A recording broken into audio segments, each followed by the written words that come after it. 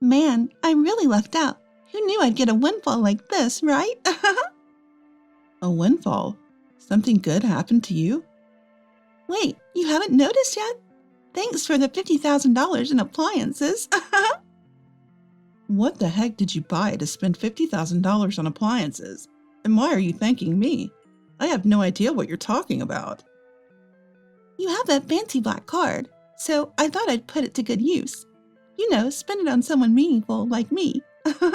How audacious of you. Wait, a black card? Whose card are you talking about? What? You're going to pretend you don't know? The card that was in your wallet. That's not my card, though. My name is Vivian. During high school, I found a part-time job at a company I had always admired. I dedicated myself to that job wholeheartedly. Luckily or not, I didn't have many friends, so while everyone else was out having fun, I was earning some money. Because of that, I had a bit more cash than most high school students. I continued to work there even after starting college. From the beginning, I was motivated to work hard so as not to burden my parents with tuition fees. Though my savings dwindled over time, the sense of accomplishment I felt was exhilarating. Then, as I started to think about full-time employment, an opportunity presented itself. Vivian, you're always so reliable. How about working for us full-time? I was thrilled to get an offer directly from the CEO, and I accepted it without a second thought. I had dreamt of becoming a regular employee at this place ever since I first applied for the part-time position. It was the moment when I took the plunge and applied when I was a high school student, and my earnest efforts paid off. Of course, I responded immediately and went straight to work. Everyone at the company welcomed me warmly, and I felt like I was off to a great start. The company was a well-known fashion brand, even favored by celebrities. But it wasn't the kind of brand that had stores all over the place. Because of that, we had customers coming from all over the country. Upon becoming a full-time employee, I switched from sales to a public relations role at the company headquarters. The job was different and had its challenges, but I persevered with the help of familiar faces. The work was rewarding, and knowing that people had high expectations for me made it easier to give it my all. The brand was trending, and even as a newcomer, my benefits package was comprehensive. I was able to live on my own without any issues, and even paying back my student loans has been smooth sailing. I may not have the time for hobbies right now, but I anticipate having some extra cash for that once I get used to my job. That's why I've decided this is the time to focus on work and save money. I found this approach suits me, and above all, it brings me joy. However, not everything has been going smoothly, especially my relationship with my older sister, Meryl. She has been envious and critical of me since we were kids. What's the rush with all this work? Are you trying to make a fool out of me? My sister, 2 years my senior, never worked a part-time job and relied solely on an allowance from our parents. Unlike me, she had to budget carefully to make her allowance last. I don't want to burden Mom and Dad with college expenses. That's why I'm working. Plus, it's my dream brand. I wanted to take a chance. I'm not making fun of anyone. You're so proud of yourself. Stop showing off by buying all these things. Buy something for me too while you're at it. I'm not buying much, I told you. I'm saving for college. My sister always finds fault in everything and tries to justify herself in some way. Our parents were kind to her, encouraging her to take her time and think about her future. She neither listened to their advice nor made an effort on her own. Why would I work part-time? I'll use Mom and Dad for whatever I can. That's a child's privilege, right? Parents are there to be used. My sister never put in any effort, but would get jealous when I tried to do something. Both our parents and I were appalled by her mindset. Then tragedy struck. Our parents passed away in an unexpected accident. This happened just as I was about to graduate from college. While I was consumed with grief, along with our grandparents, my sister seemed merely irritable.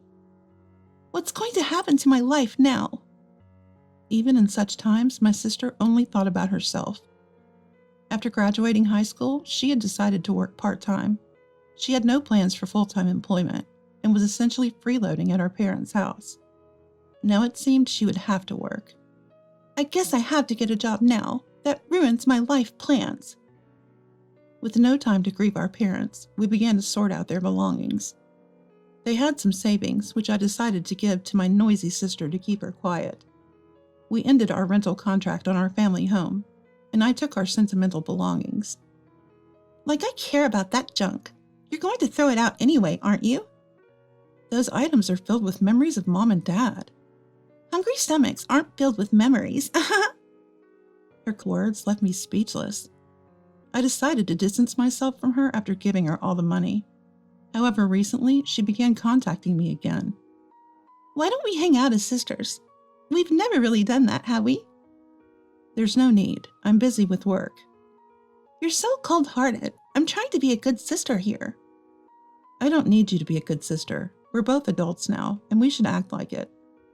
Ugh, you're so was the gist of our exchanges. I couldn't understand why she was so fixated on me. I wondered if she felt lonely after our parents passed. But she soon proved me wrong. Open the door now. I know you're off today. Eventually, she showed up at my door uninvited. Hey, what are you doing here? Just because I'm off doesn't mean you can just show up. I cleared my schedule for this, so you better appreciate it. My sister walked into the living room with an audacious and arrogant demeanor, plunking herself down and refusing to move. What's with the big bag? Going on a trip? I'm staying here for 2 nights starting today. Make sure you prepare the meals, okay? What? You just show up and plan to stay? What's the deal? I just told you. Let's spend some quality sister time together. What's not to like? I'm trying to bond with you here.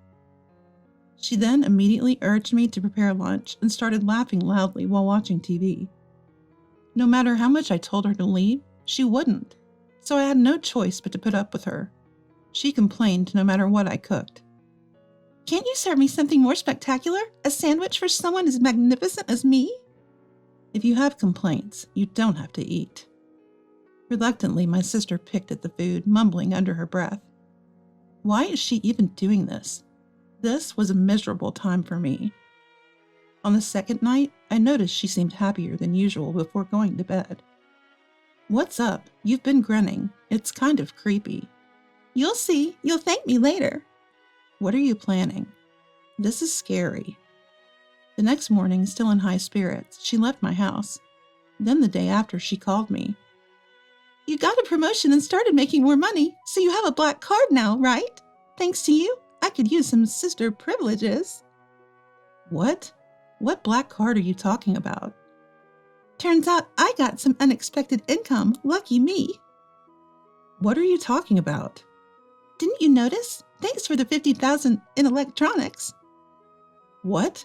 How do you even spend that much on electronics? I have no idea what you're talking about. Because you have a black card, I thought I'd use it. Who better to use it than your wonderful sister? Whose card are you talking about? Don't pretend you don't know. I took it from your wallet. That's not my card. What are you talking about? It was in your wallet, so it's yours. It's not mine. Did you touch a black high-end brand wallet? My sister told me she had rummaged through my stuff while I was showering and took a black card from a high-end wallet.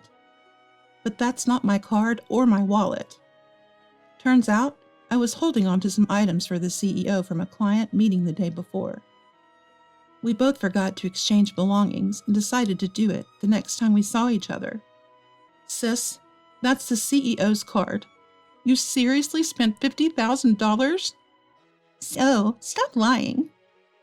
Do you think I could even have a black card? What are you gonna do? You've stolen it and deceived the credit card company too. Huh? You're the one who deceived me. I never claimed it was mine. You're the one who lied and used it. Do you even know the repercussions? My sister finally seemed to understand the gravity of the situation and started panicking.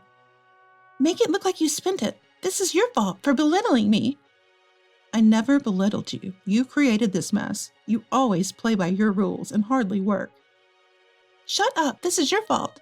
All the $50,000 worth of electronics are mine, and I'm not sharing.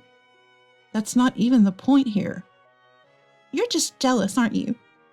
Never knew spending $50,000 could be this thrilling. Just handle it with the CEO, will you? With no resolution in sight, I had to explain everything to the CEO. I was ready for the worst, getting fired or demoted. But the CEO's reaction was unexpected. After listening to the story, the CEO seemed a little surprised at first, but remained calm. I'll handle it directly with your sister. Can you just stand back for a bit? In my own home, it was my family who stirred the pot, so getting fired wouldn't be surprising. But my boss, the CEO, had this mischievous smile as if he had something up his sleeve. I was relieved I wasn't fired, but anxious about what might come next.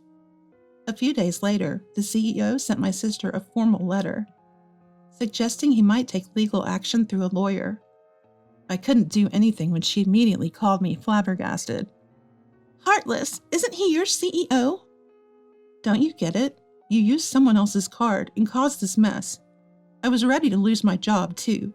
You need to sort this out with the CEO. Luckily, the CEO wasn't seriously planning on suing her. He sent the letter to settle matters. If she agreed to a settlement, he would let it go smoothly with just a refund. I won't pay. It's your fault, so you should cover it. I thought I was using your $50,000, not the CEO's money. You think that excuse will work? Why can't they just dock it from your salary? The CEO wants to talk to you. This has nothing to do with my job. My sister, who seemed not to fully grasp her situation, kept trying to pin the blame on me. As the CEO's deadline approached, she became increasingly anxious. Despite her constant complaints, she seemed to realize there was no way out.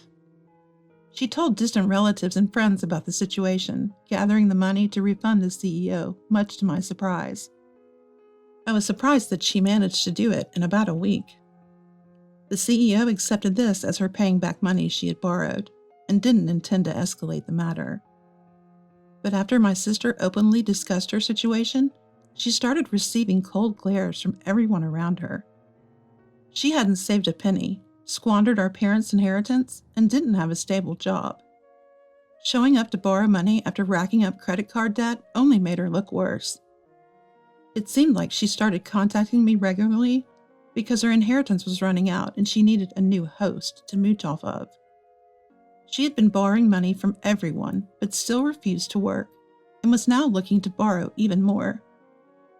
You expect me to work? You make good money. You should take care of me, and while you're at it, pay back all the debt I owe people because of your CEO. I had lost all patience with my sister, who was still acting so arrogantly. I've already given you all the inheritance. I even let you stay over because you showed up unexpectedly.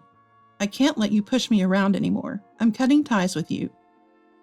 I firmly said that and decided to block all communication from her.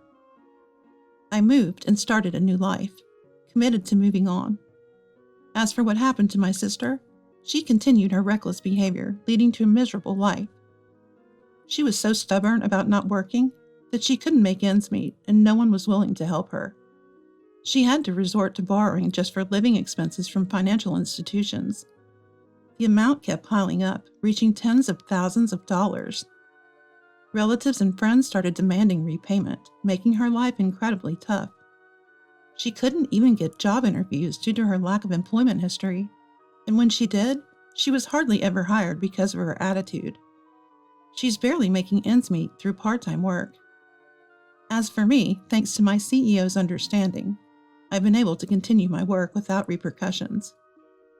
I was the one who gave her access to the money, and I'm sorry for putting a strain on your family relationship, Vivian. I've always appreciated your hard work, and I wanted to handle this as smoothly as possible. Thanks to my CEO's sentiments, my life has continued on much the same. Though I hope never to face such a situation again, it was an event that made me think my life could have ended.